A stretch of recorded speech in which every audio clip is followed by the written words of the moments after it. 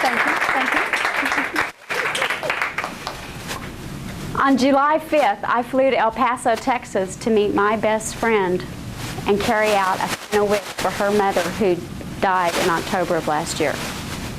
Her mother's birthday fell on July 2nd, and her favorite holiday was the 4th of July. She used to fill her 4th of Julys with absolutely flaming fireworks and fantastic margaritas. So you can guess her last wish was to have her ashes go up in a fantastic fireworks show. Right after her mother's funeral in October, my friend had told me a little bit about her mother's last wish, and I saw no reason why we could not make that wish happen. So in July, we met in El Paso, we got in the car, and we drove to Las Cruces, New Mexico in search of a fantastic place for our special ceremony. Fellow Toastmasters, honored guest. While on this adventure, I made a very unusual discovery. There are a lot of people in this world who have very interesting and humorous tales of last wishes and ashes. Our first stop in Las Cruces was at my cousin Sarah's house. We dropped by to say hello, get some instructions on a good location where we could safely shoot off fireworks since it was after the 4th of July.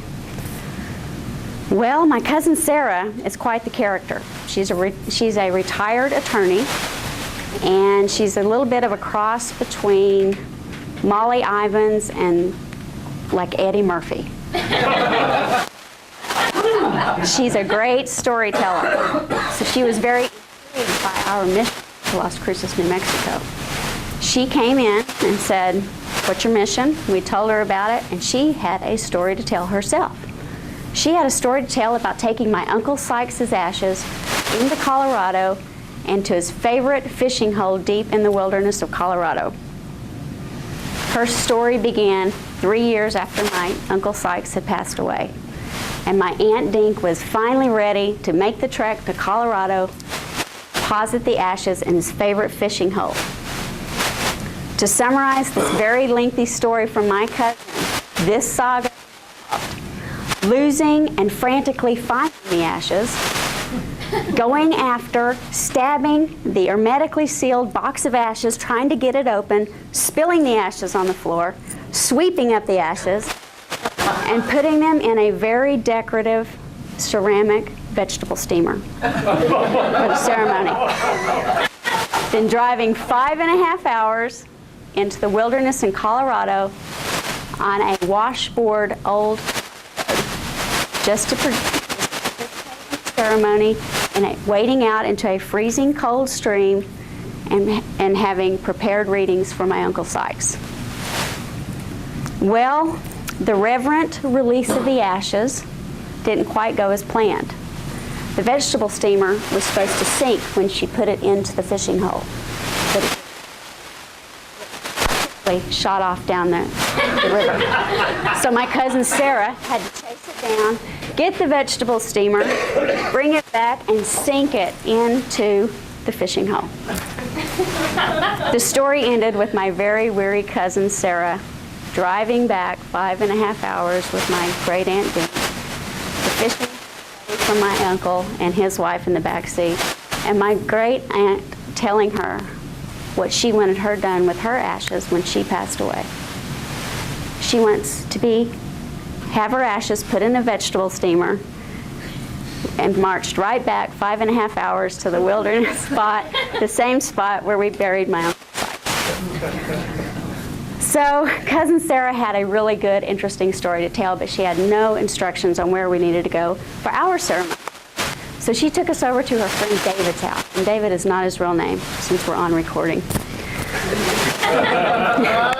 David was very intrigued by our mission, and he had a story to tell. He said his mother was an avid player in Las Vegas, and she loved to go and be in the Las Vegas sing. So when she died, he took her ashes, put it inside a bag, started opening rolls of quarters and putting them in the bag also, shaking it up, and he took off to Las Vegas. And for an entire evening, he went from slot machine to slot machine and put in ashes and quarters into all these machines. And to this day, he will never fess up on record that he ever did this. So this was quite interesting. Good stories from my cousin Sarah and her friend David. However, we still had nowhere to go. We happened to run into my old college roommate at the car wash with her and her husband. They invited us up to the river and they helped us skate. So we went and we got our single serve fancy margaritas, went up there, cooked out steak, and after the dinner, we spread out the boxes of ashes. We had quite a stash of illegal fireworks called artillery shells. And we carefully placed the ashes in these little bitty Ziploc bags. And then we taped them to the bottom of the artillery shells. We headed out to the Rio Grande amidst all the pecan orchards. Popped the top on our self-serve margaritas. We toasted a very fine lady, and we had a fireworks show that would make your eyes water. So when I got back here to Austin, several people asked me, so what did you do on your time off in El Paso, Texas? And I said, well, this is what we did.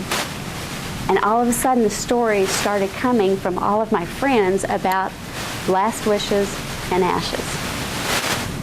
So when you think about fulfilling people's last wishes, you kind of lightly on some very thoughts of solemn ceremonies. However, when you go out and you actually join this crowd of people in fulfilling wishes, you will find a world of experiences that are both pondering, you will ponder them, but they will leave you smiling.